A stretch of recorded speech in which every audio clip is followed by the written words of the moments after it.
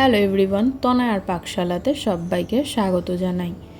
পয়লা বৈশাখের অনেক অনেক শুভেচ্ছা রইল প্রত্যেক বাঙালি বন্ধুদের।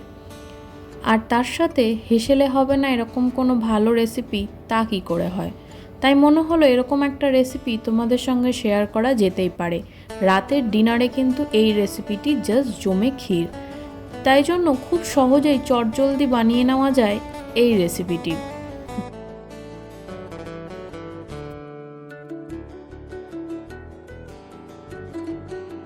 আজকের রেসিপি কাজু চিকেন। এর জন্য দেখো এখানে আমরা 1 কিলো মতন নিয়েছি চিকেন, যেটাকে ফ্রেশ ধুয়ে রেখে দিয়েছি। প্রেসার কুকারের মধ্যে দিয়ে দিলাম সম্পূর্ণ চিকেনটাকে। এখানে চিকেনগুলোকে আমরা প্রথমে বয়েল করে নেব। একটু চিকেনের সাইজগুলো আমরা একটু বড়ই রেখেছি, যেহেতু চিকেন এটা সিদ্ধ হয়ে যাওয়ার পর কিন্তু কোয়ান্টিটিতে একটু কিন্তু চিপসে যাবে, সেই কারণে তোমরা চাইলে ছোট সাইজ করতে পারো। দিয়েছিলাম 1/2 চামচ মতন রসুন বাটা আর 1/2 চামচ মতন পেঁয়াজ বাটা। দিলাম পরিমাণ মতন নুন, দিলাম স্বাদ মতন গোলমরিচের গুঁড়ো, দিয়ে এটাকে একটা সিটি দিয়ে নেব। এখানে চিকেনগুলো কিন্তু 80% কুক আমাদের হয়ে গিয়েছে। স্টকটাকে আলাদা করে রাখলাম আর চিকেনটাকেও আলাদা করে রাখলাম। মিক্সার জারে দিয়ে দিয়েছিলাম 1 মুঠ মতন কাজু, আর দিচ্ছি 2 থেকে 3 চামচ মতন টক দই। টক দইটাকে আগে থেকে জল ঝরিয়ে রাখার কোনো প্রয়োজন নেই। দেখো দুটোকে খুব সুন্দর করে পেস্ট করে নিয়েছি। এবার কড়াইতে দিয়ে দেবো বেশ খানিকটা পরিমাণে ঘি। এখানে ঘিয়ের পরিমাণটা খুব বেশি থাকবে রান্নাতে, তোমরা চাইলে কিন্তু সম্পূর্ণ রান্নাটা ঘিতে করতে পারো। এখানে দেখো কাজু আর কিশমিশ বেশ খানিকটা পরিমাণে নিয়ে এই গরম ঘিয়ের মধ্যে আমরা হালকা হাতে একটু টেলে নেব। যখন গোল্ডেন ব্রাউন কালার ধরবে তখন এগুলোকে আমরা কড়াই থেকে তুলে নেব। খুব বেশি গাঢ় করে ভাজার কিন্তু কোনো প্রয়োজন নেই। দেখো হালকা একটু গোল্ডেন ব্রাউন কালার ট্রান্সপারেন্ট হলেই আমরা এটাকে সম্পূর্ণটা তুলে নেব। এবার ওই কড়াইতেই যতটুকু ঘি ছিল তার মধ্যে দিয়ে দিলাম আরও বেশ খানিকটা পরিমাণে ঘি। তোমাদের প্রথমেই বললাম যদি তোমরা চাও এই রান্নাটা কিন্তু সম্পূর্ণ ঘি দিয়ে করতে পারো। আমরা এখানে আর 1/2 চামচ মতন দিয়ে নিলাম সাদা তেল। খুব সুন্দর যখন তেল আর ঘি গরম হয়ে যাবে তখন বড় সাইজের কিন্তু আমরা একটা পেঁয়াজকে গ্রেট করে নিয়েছি।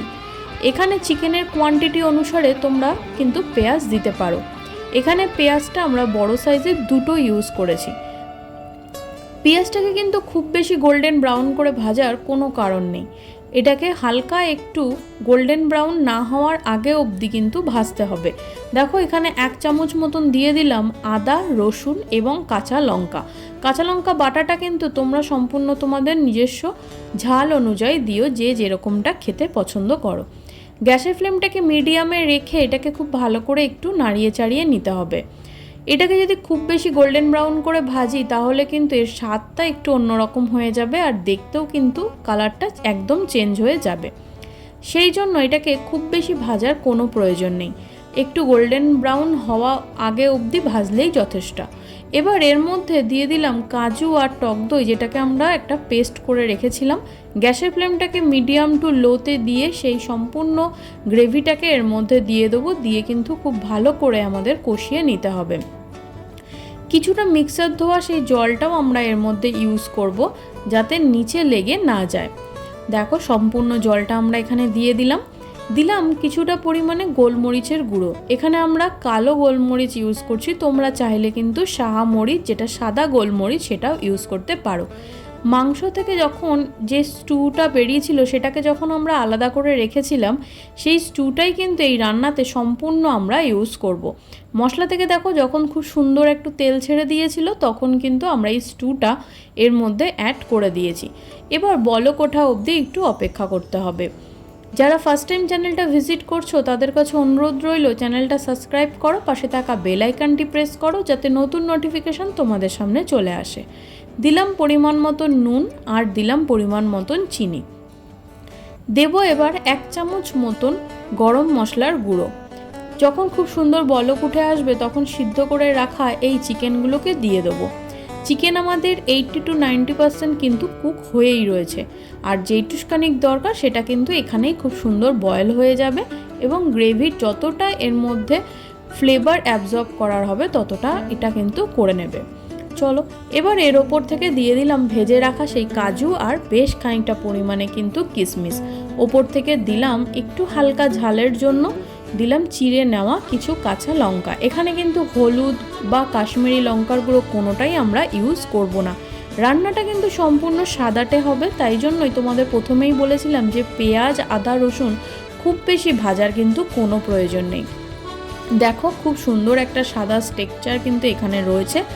এবার এটাকে কিন্তু একটু নাড়িয়ে টাড়িয়ে ভালো মতন ঢাকা দিয়ে কিন্তু আমাদের চিকেনটাকে সিদ্ধ করে নিতে হবে।